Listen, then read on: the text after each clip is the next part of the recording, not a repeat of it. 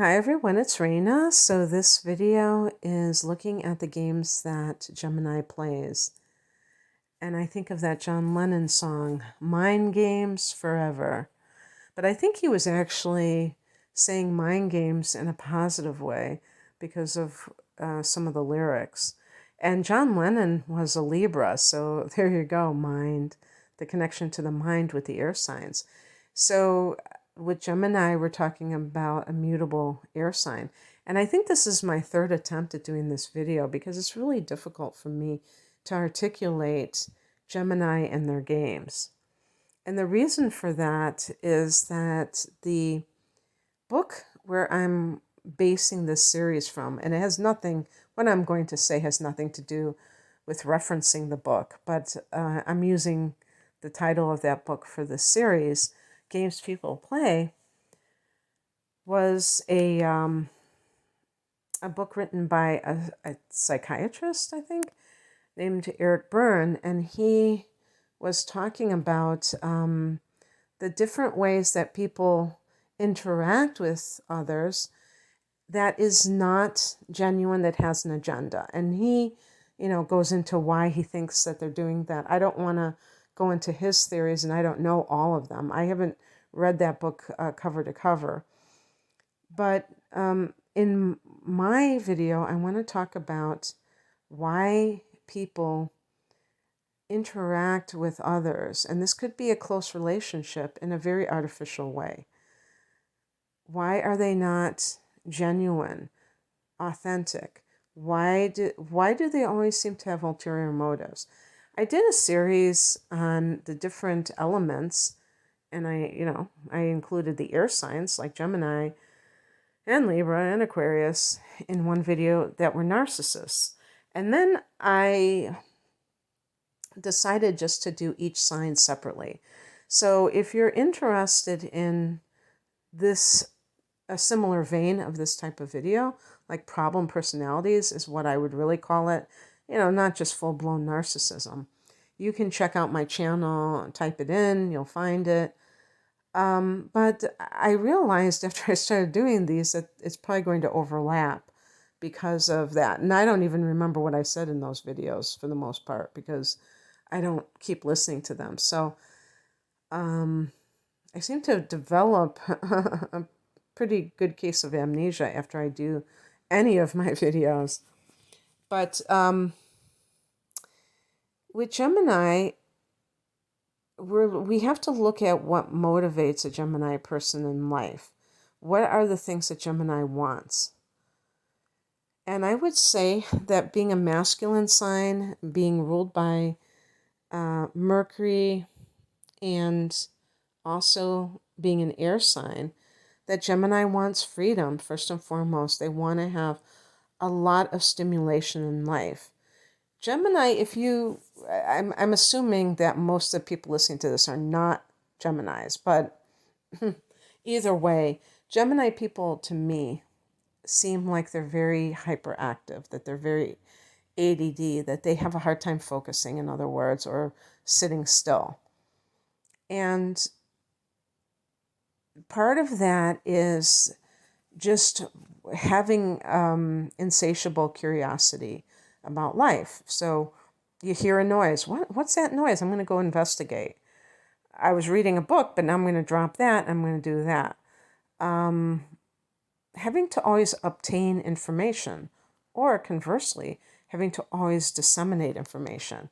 So that could be the chatterbox, the person who won't shut up, And so when somebody is in constant motion, either verbally or through their mouth or physically, it's hard for that person to be contemplative.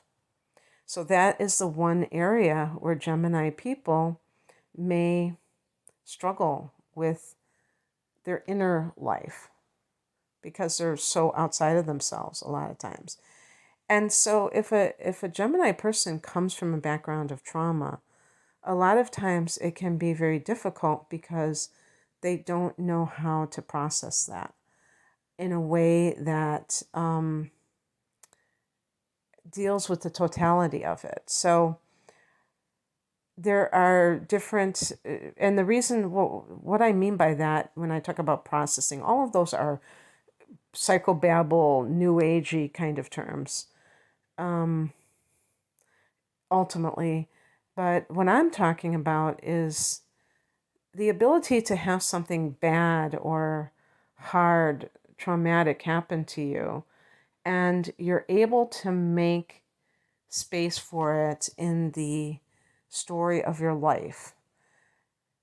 It's not something that you immediately like shove under the rug. And the example that comes first and foremost into my mind is sexual abuse, because I think that that's one traumatic experience that some people really have a hard time with. Other people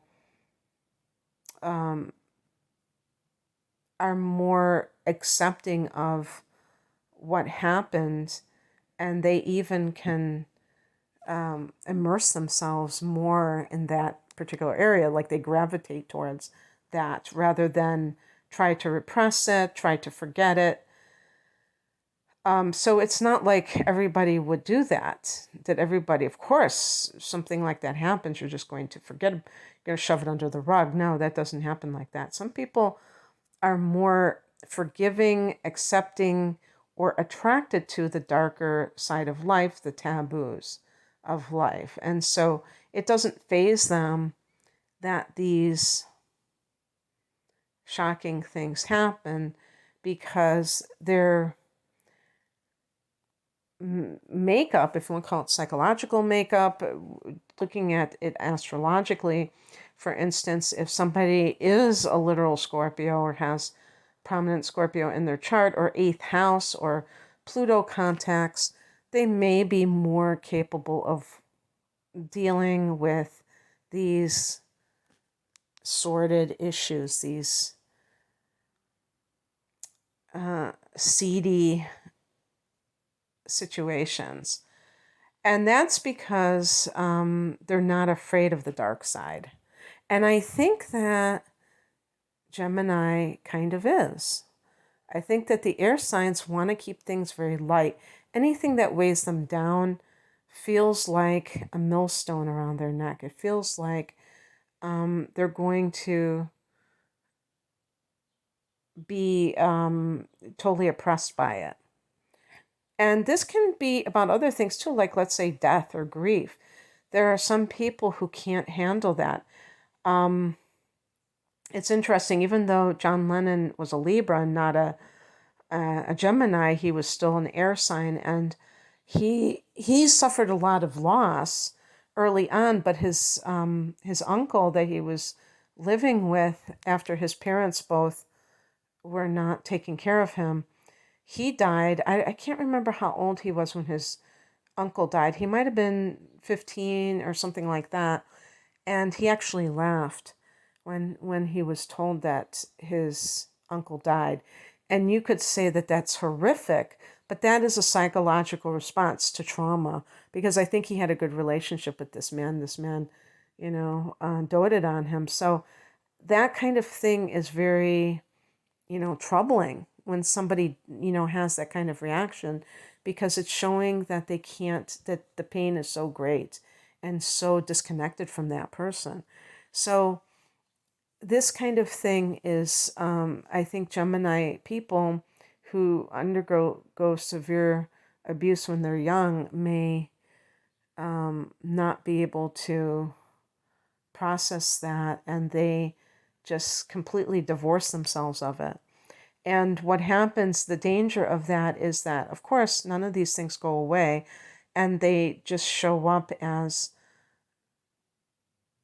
great fear of getting close to somebody, for fear of something, of it reawakening a trauma, or having to suffer again. So with Gemini, if that person isn't in touch with their pain, they can sabotage relationships. They can, I think also just in general, Gemini people tend to fear being tied down to one person. Gemini is a sign of the twins. They may favor polyamory, and I'm not talking about promiscuity. I'm talking about having actual deeply connected relationships with more than one person. But again, promiscuity may be the substitute for the desire for, not just limiting oneself to one deep romantic relationship. All of those things can be done in an above board kind of way if the person has the ability to understand what their needs are, but this type of person may not. That's the problem. And so it can be very dangerous to deal with such a person if they are angry about their life and they don't really, understand where that pain is coming from. They can, with Gemini, it's going to be on the verbal level. Insults, maybe even sarcasm, backhanded comments, and then accusing somebody, gosh, you're so sensitive. That's a form of gaslighting. When somebody tells you you're sensitive for reacting to insults that were, is it couched or crouched? It's probably couched, that were couched in a joke or something like that. That's gaslighting, but some people will question themselves. I mean, people who are reasonable people, they might question their reactions because they know that sometimes people do overreact, but that can lead to even more gaslighting. And dishonesty, that's a big one. This all depends on Gemini, the Gemini person's needs. Now, emotional needs, the air signs are not oriented that way. But the thing is, we're all human beings. And so we all want to feel like other people care, obviously, and that we are understood by other people. So such a person may be looking for something like that, but they don't really know it on a conscious level. And so they may substitute it with all kinds of mental abstractions and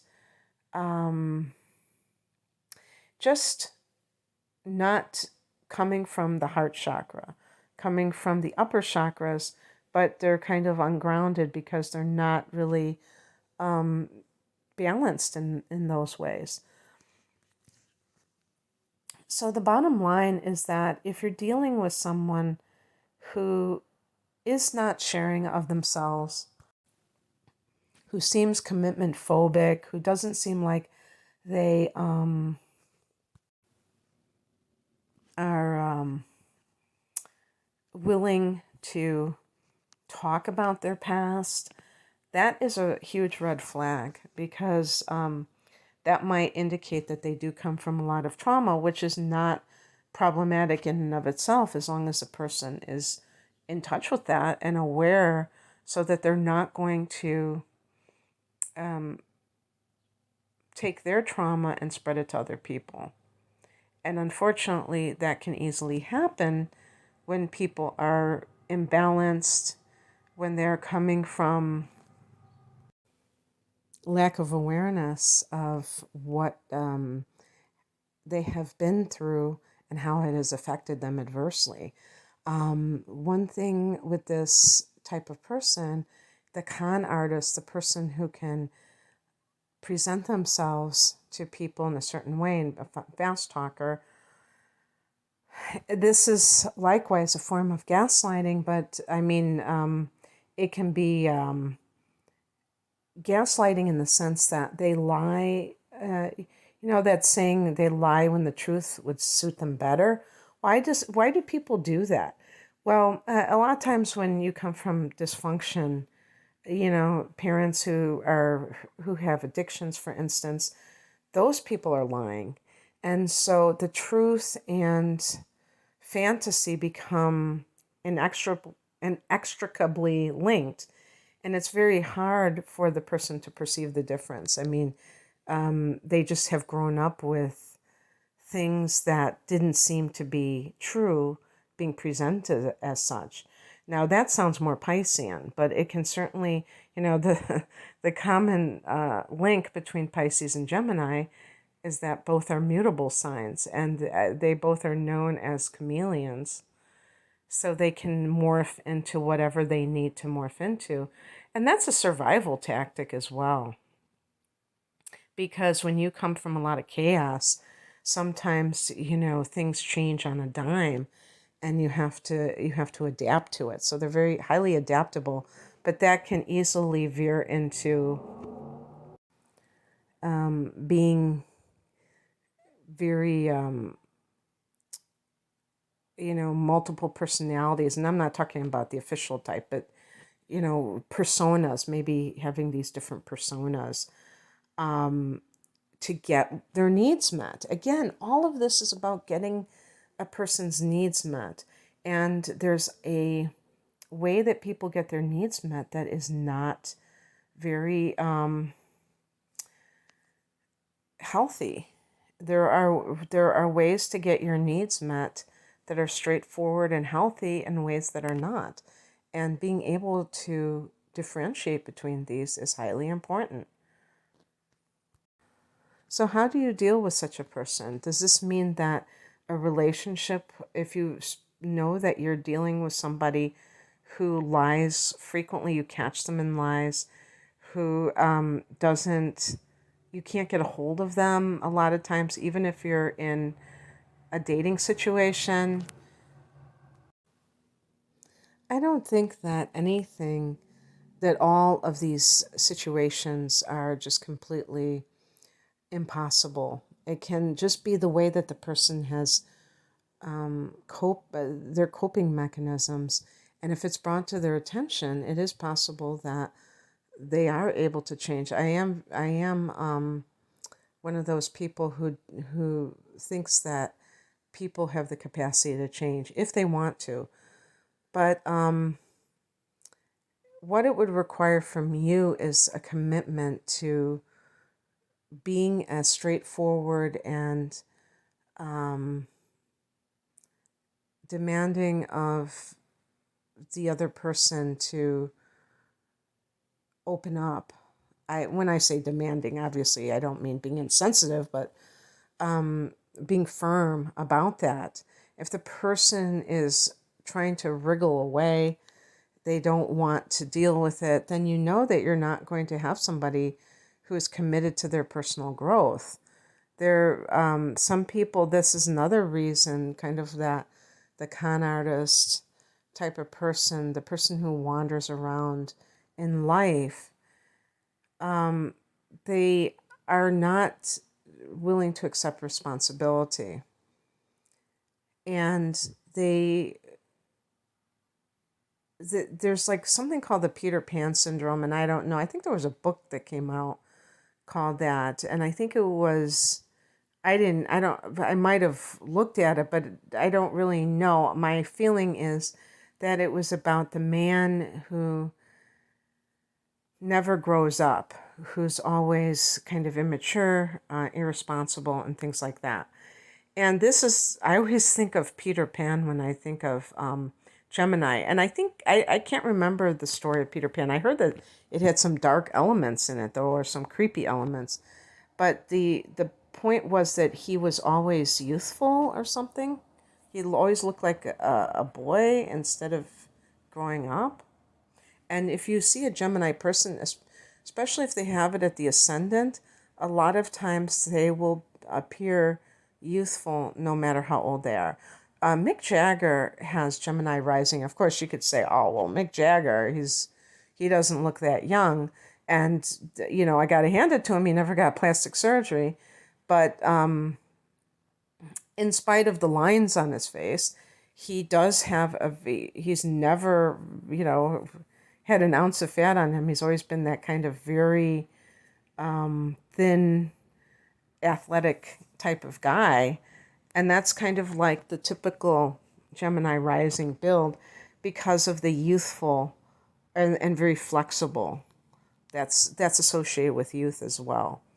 So this kind of individual is, and believe me, they're not all going to look like that too. They could look a lot different than that and still have a Peter Pan syndrome. But what I'm talking about is the person who is very afraid of commitment, afraid of settling down, staying in one place. They just want to keep moving like a shark, I guess. I don't know. It's funny because my partner said, I have to move like a shark, and I think he has Gemini rising. And that kind of thing is, if the person doesn't have the depth to themselves, along with some of those abilities, because you can have a healthy version of that, where you're always doing something productive, you're always,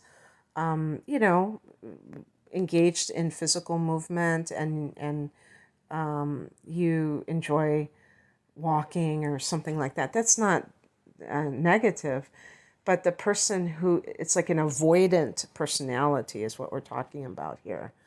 And that type of thing can wreak havoc on relationships, because that person may try to make you feel like you're the one who is too demanding, you're too emotionally heavy. So you have to really understand your motivation and what you're looking for, and then be very firm and direct with that person and make them aware of what your needs are, and see what they say. If they try to deflect, then you know that they are not interested in changing and growing, that they just want to avoid more and more things. But nobody, we came here for a reason. I feel like, I don't feel like we just came here to be running away from everything. And if somebody really knows themselves and knows that having a monogamous relationship is not their cup of tea, or if they just don't want a relationship, they just want a good time, that can be stated. But sometimes people want to have their cake and eat it too, or they want to have what they want, so they'll say anything to get it. It's up to other people to not fall for that. You can't control what other people do, but if this type of person tells you what you want to hear and you believe it, then it's on you. So in any case, I'm going to leave it there. I hope that this resonated. If you would like a private reading, the link is below. Take care. Bye.